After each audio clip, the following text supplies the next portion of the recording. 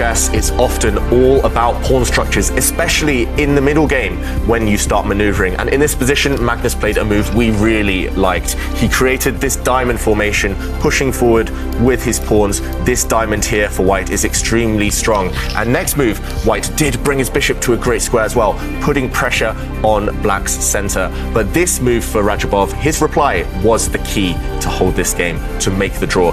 If black sits still, if black just does nothing and sits passively, then look at the difference in bishops. Black bishop doing the job of a pawn, just sitting here, protecting, doing nothing, just doing a purely passive job.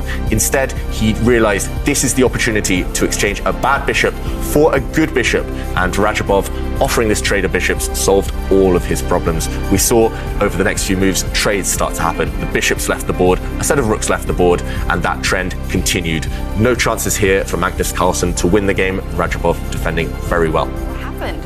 Yeah, so it came down to one big strategic long-term mistake by Timur Radjabov. In this position, as we mentioned a bit earlier, black has options. Black can maybe trade a set of pawns in the center. Black can capture this white pawn. That would have been a very brave idea, and I think it would have been justified. It would for sure have been better than what Radjabov chose. Radjabov, instead of playing an active move, going passive with the black bishop. This is something we never recommend, putting your pieces on bad squares. Black's bishop here, it's decently placed. Why worsen it? He stepped back with his bishop. Magnus kicked back that black knight, forcing it to retreat to a bad square. And now this final move, just stepping forward with the white pawn.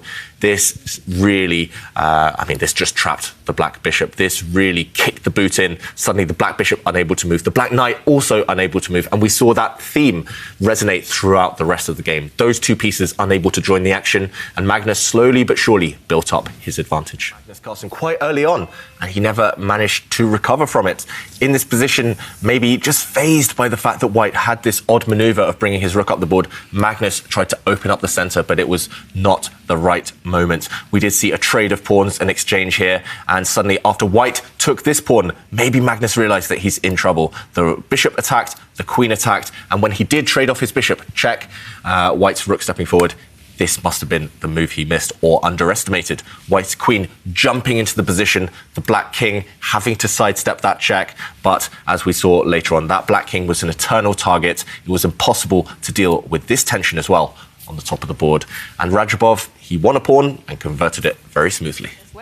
Yeah, Wesley got this win from a position that looked completely mundane, nothing happening in this position. Look at this, level material, all pawns on one side of the board, bishop versus knight. This should be a dead draw, but Wesley squeezed out the win, and actually it was with help from Nepomniachtchi. Nepomniachtchi, he just needs to be very safe, very solid here. Just move your king, move your rook, don't do anything. But he committed, he pushed his own pawn. And actually after Wesley challenged this pawn, again, Nepomniachtchi should just capture, trade pawns. But he kept that pawn on the board.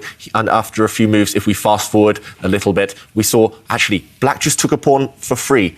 Wesley so provoked into winning a pawn, and Nepomniachtchi never won that pawn back. Black eventually converting this extra pawn into a win. Nepomniachtchi, it just looks like he gifted that to Wesley, gifted that game, gifted that pawn to Wesley So.